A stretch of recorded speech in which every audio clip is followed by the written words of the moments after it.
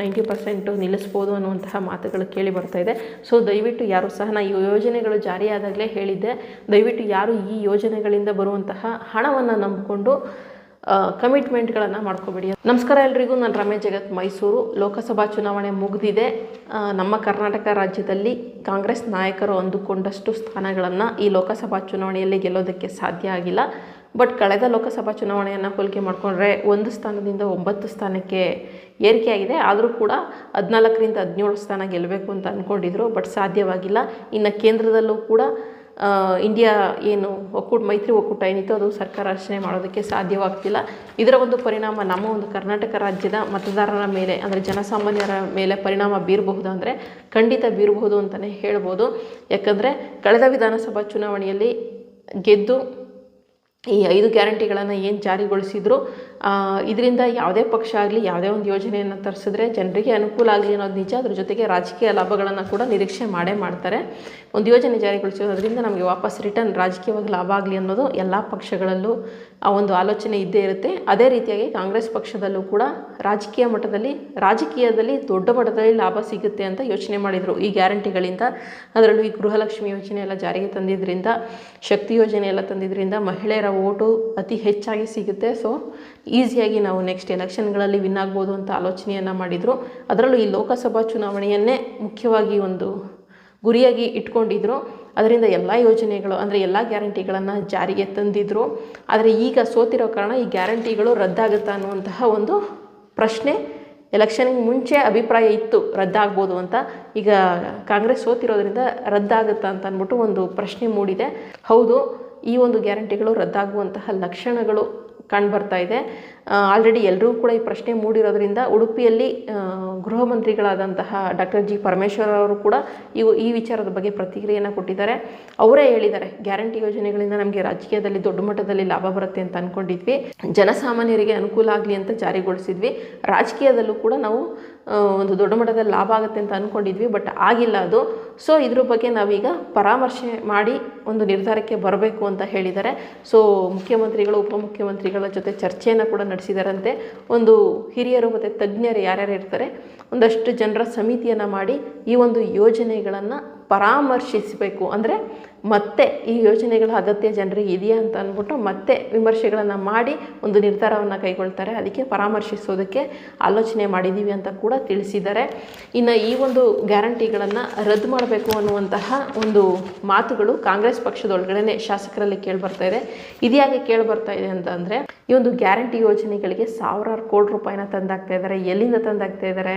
ಈಗ ಗ್ಯಾರಂಟಿ ಯೋಜನೆಗಳನ್ನು ಜಾರಿಗೆ ತಂದಿಲ್ಲ ಅಂತಿದ್ರೆ ಪ್ರತಿಯೊಂದು ಜಿಲ್ಲೆಯಲ್ಲೂ ಕೂಡ ಪ್ರತಿಯೊಂದು ಈ ವಿಧಾನಸಭಾ ಒಂದು ಕ್ಷೇತ್ರಗಳೇನಿರ್ತವೆ ಪ್ರತಿಯೊಬ್ಬ ಶಾಸಕರಿಗೂ ಕೂಡ ಆ ಒಂದು ತಮ್ಮ ಕ್ಷೇತ್ರವನ್ನು ಅಭಿವೃದ್ಧಿ ಮಾಡೋದಕ್ಕೋಸ್ಕರ ಒಂದಷ್ಟು ಅನುದಾನವನ್ನು ಅಂತ ಬಿಡುಗಡೆ ಮಾಡ್ತಾರೆ, ಅಭಿವೃದ್ಧಿ ಮಾಡಬೇಕು ಅಂತ. ಆ ಅಭಿವೃದ್ಧಿ ಕ್ಷೇತ್ರದ ಅಭಿವೃದ್ಧಿಯ ಹಣ ಏನಿದೆ ಅದನ್ನೆಲ್ಲ ಕೂಡ ತಂದು ಈ ಗ್ಯಾರಂಟಿ ಯೋಜನೆಗಳಿಗೆ ಆಗ್ತಾ ಇದ್ದಾರೆ. ಅದೇ ಕಾರಣಕ್ಕೋಸ್ಕರ ಕ್ಷೇತ್ರವನ್ನು ಅಭಿವೃದ್ಧಿ ಮಾಡೋದಕ್ಕೂ ಆಗ್ತಾಯಿಲ್ಲ. ಅದರಿಂದ ಈ ಗ್ಯಾರಂಟಿ ಯೋಜನೆಗಳಿಂದ ಒಳ್ಳೆಯ ರಾಜಕೀಯ ಲಾಭ ಕೂಡ ಆಗಲಿಲ್ಲ. ಅದರಿಂದ ಈ ಒಂದು ಯೋಜನೆಗಳನ್ನು ರದ್ದು ಮಾಡಬೇಕು ಅಂತ ಸ್ವತಃ ಕಾಂಗ್ರೆಸ್ ಪಕ್ಷದ ಶಾಸಕರೇ ಹೇಳ್ತಾ ಇದ್ದಾರೆ ಅನ್ನುವಂತಹ ಮಾತುಗಳು ಕೂಡ ಕೇಳಿ ಬಂದಿದೆ.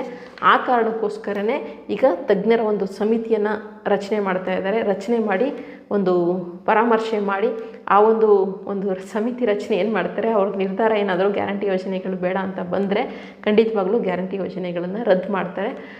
ಎಲ್ಲ ಯೋಜನೆಗಳು ರದ್ದು ಮಾಡಿಲ್ಲ ಅಂದರೆ ಒಂದೆರಡು ಇಟ್ಕೊಂಡು ದೊಡ್ಡ ಮಟ್ಟದಲ್ಲಿ ಯಾವುದೆಲ್ಲ ಹಣ ವ್ಯಯ ಆಗ್ತಾ ಇದೆ ಅಂತಹ ಯೋಜನೆಗಳನ್ನು ಕೂಡ ರದ್ದು ಮಾಡುವಂತಹ ಸಾಧ್ಯತೆ ಇದೆ. ಇನ್ನು ಈ ಯೋಜನೆಗಳನ್ನು ರದ್ದು ಮಾಡಿದ್ರೂ ಪರವಾಗಿಲ್ಲ ಅಂತ ಅಂದ್ಬಿಟ್ಟು ಸಾಕಷ್ಟು ಜನ ಹೇಳಿದರು. ಯಾಕಂದರೆ ನಮ್ಮ ಮೇಲೇ ಬೇರೆ ರೀತಿಯಲ್ಲಿ ಹೊರೆ ಹಾಕಿ ಯೋಜನೆಗಳ ಮೂಲಕ ಹಣವನ್ನು ಕೊಡ್ತಾ ಇದ್ದಾರೆ ಅಂತ ಒಂದಷ್ಟು ಜನ ಹೇಳಿದ್ದು ಉಂಟು. ಇನ್ನೊಂದಷ್ಟು ಜನ ಇಲ್ಲ, ನಮಗೆ ಈ ಒಂದು ಯೋಜನೆಗಳಿಂದ, ಅದರಲ್ಲೂ ಗೃಹಲಕ್ಷ್ಮಿ ಯೋಜನೆಯಿಂದ ಮತ್ತು ಈ ಶಕ್ತಿ ಯೋಜನೆ ಫ್ರೀಯಾಗಿ ಓಡಾಡ್ತಾ ಇದ್ದಾರಲ್ಲ ಹೆಣ್ಮಕ್ಳು, ಅದರಿಂದ ಸಾಕಷ್ಟು ಲಾಭ ಆಗ್ತಿದೆ, ನಮ್ಗೆ ಅನುಕೂಲ ಆಗಿದೆ ಅನ್ನುವಂತಹ ಅಭಿಪ್ರಾಯಗಳು ಕೇಳಿಬಂದಿದ್ದು ಉಂಟು. ಆದರೆ ಸದ್ಯಕ್ಕೆ ಇವಾಗ ಎಲ್ಲ ಯೋಜನೆಗಳನ್ನು ಕೂಡ ಪರಾಮರ್ಶೆ ಮಾಡೋದಕ್ಕೆ ಆಲೋಚನೆಯಂತೂ ಖಂಡಿತವಾಗ್ಲೂ ಮಾಡಿದ್ದಾರೆ. ಇನ್ನು ಕಾಂಗ್ರೆಸ್ ಪಕ್ಷ 14ರಿಂದ 20 ಸೀಟು ನಿರೀಕ್ಷೆ ಇತ್ತು ಆಗಲೇ ಹೇಳ್ದಂಗೆ, ಆದರೆ ಯಾವುದೂ ಕೂಡ ಸಾಧ್ಯ ಆಗಿಲ್ಲ. ಇನ್ನು ಶಾಸಕರ ಒಂದು ಅಭಿಪ್ರಾಯ ಬಂದು ಆಗಲೇ ಹೇಳ್ದಂಗೆ ಗ್ಯಾರಂಟಿಗಳಿಗೆ, ಅಭಿವೃದ್ಧಿ ಕೆಲಸಗಳಿಗೆ ಬ್ರೇಕ್ ಹಾಕ್ಬಿಟ್ಟು ಗ್ಯಾರಂಟಿಗಳಿಗೆ ಹಣವನ್ನು ಹಾಕ್ತಾ ಇದ್ದಾರೆ. ಅದು ಬೇಡ, ಅಭಿವೃದ್ಧಿ ಕೆಲಸಗಳಿಗೆ ಆ ಹಣವನ್ನು ಕೊಟ್ಟರೆ ಅನುಕೂಲ ಆಗುತ್ತೆ ಅನ್ನುವಂತಹ ಮಾತುಗಳು ಕೇಳಿ ಬರ್ತಾ ಇದೆ.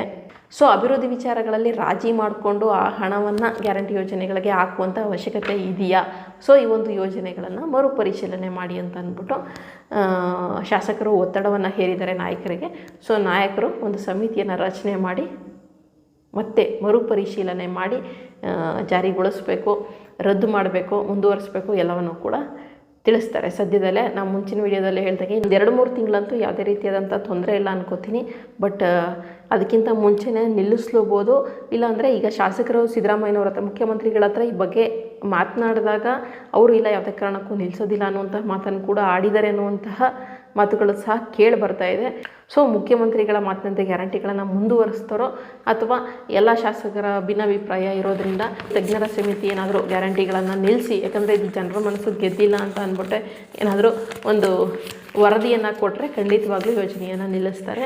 ಅಥವಾ ಇಲ್ಲ ನಮಗೆ ಇದರಿಂದ ಒಂದು ಸರ್ಕಾರ ರಚನೆ ಮಾಡೋದಕ್ಕೆ ಅವಕಾಶ ಸಿಕ್ಕಿದೆ, ಸಾಲಗಳಾದರೂ ಪರವಾಗಿಲ್ಲ, ಹೆಚ್ಚಿಗೆ ಈ ಯೋಜನೆಗಳನ್ನ ಮುಂದುವರಿಸ್ತೀವಿ ಅಂತ ಅಂದ್ಬಿಟ್ಟು ಮುಂದುವರಿಸ್ತಾರೋ.